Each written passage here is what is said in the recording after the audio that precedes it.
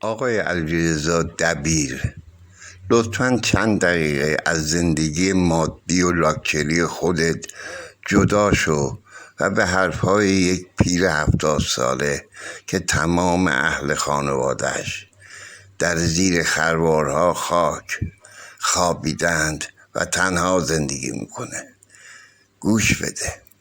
و اگر خشخشی تو این صدا و سینه من هست، به خاطر اینکه با یک ریه نفس میکشم و یک ریه من زمان جنگ ایران و عراق در جبهه یادگاری مونده و ریالی هم بابتش نه پولی میگیرم نه حقوقی میگیرم و تنها این یارانه نکبت دولت و خدا روزیمو میرسونه، شکر.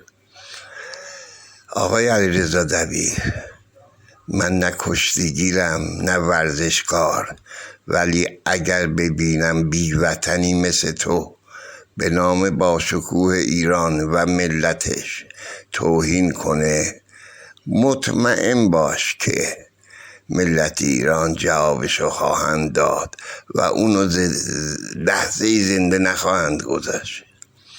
تو این صدای رقص و دست زدنهای مردم رو سر قبر عزیزانشون رو میذاری اسمشو شادی؟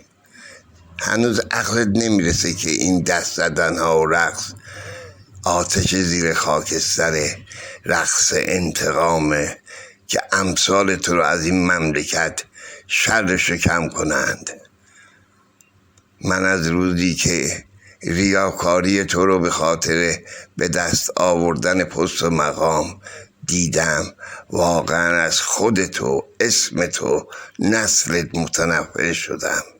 یعنی برای 2 روز زندگی لاکچری انسان باید خودشو اینقدر پست و ذلیل ببینه که ارزون بفروشه؟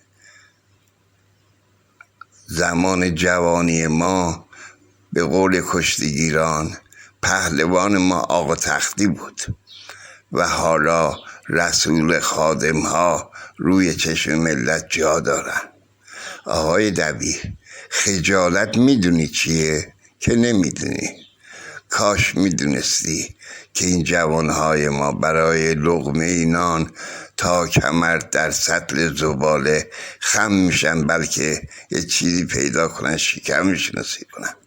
مملکت ما مملکت ثروتمندی بود و هست، ولی عده‌ای با غرض ورزی این مملکت رو به این روز انداختند که ایرانی نبودن.